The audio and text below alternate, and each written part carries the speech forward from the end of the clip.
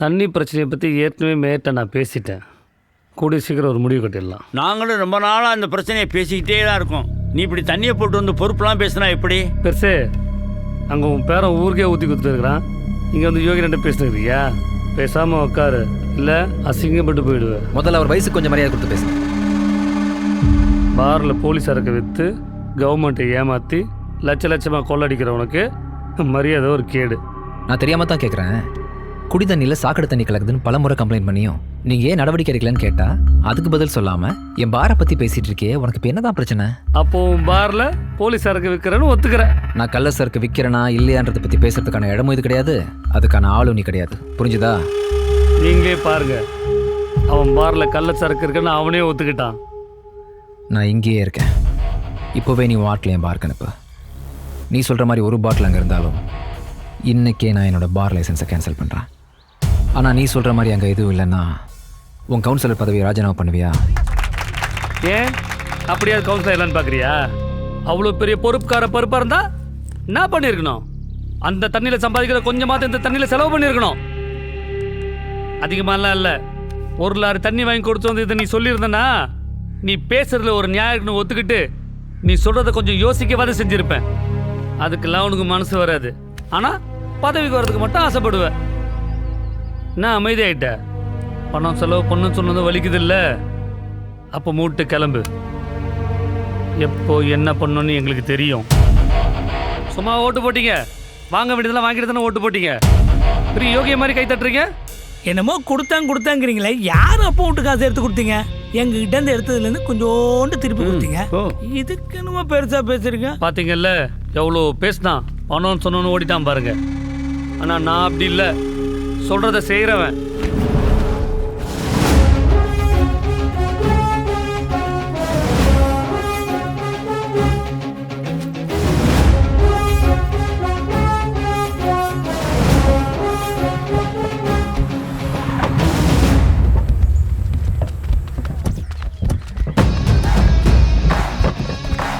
எங்கே தான் அவனுக்குள்ள பணம் வருது தெரியலண்ணே. ஏங்க சும்மா நிக்கிறதுக்கு வந்து ஒரு கை பிடிக்கலாம்ல? 5 லோடு தானே வந்திருக்கு, இன்னும் நிறைய இருக்க போறானா? பார்த்து இறங்குங்கப்பா, பல பேர் கண்ணு படுது. சும்மா சீண்டி பார்க்கணும்னு பண்ணலடா, ஏதோ திட்டத்தோடு தான் பண்ணுறான்.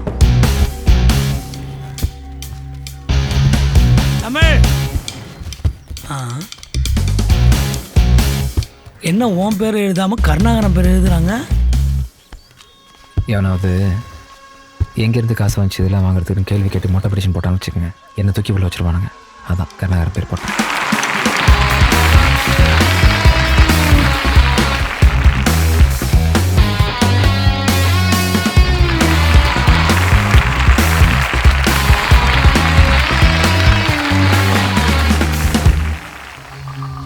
உங்கள் எல்லாருக்கும் என்னுடைய வணக்கம். சமூகத்தில் மாற்றத்தை கொண்டு வரணும்னா அது ஓன்ட்டேருந்து ஆரம்பின்னு நம்ம காந்தியடிகள் சொல்லியிருக்காரு. அந்த மாற்றத்துக்கான ஆரம்பம் தான் இந்த கூட்டம். தண்ணி பிரச்சனைக்காக நாமெல்லாம் கவுன்சிலர் அன்பழகனை சந்தித்தப்போ அவர் பேசினதை நீங்கள் மறந்துருக்க மாட்டீங்க. அவர் பேசினதில் எந்த தப்புமே இல்லை. ஏன்னா பணம்ன்ற ஆதாயத்துக்காக நம்ம தான் போய் நம்ம ஓட்டை அவர்கிட்ட விற்றோம்.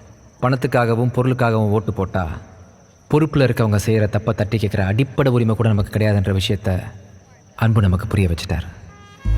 பணம் இருக்கிறவன் ஓட்டுக்கு பணம் வாங்க மாட்டான், பணம் இல்லாதவன் எப்படி வேணாம்பா. நம்ம இயலாமையை அவங்களுக்கு சாதகமாக பயன்படுத்திக்கிறாங்க. என்னை பொறுத்த வரைக்கும் உலகத்திலே கேவலமான செயல் ஒருத்தனோட அறியாமையை பயன்படுத்தி அவனை ஒடுக்கி வைக்கிறது.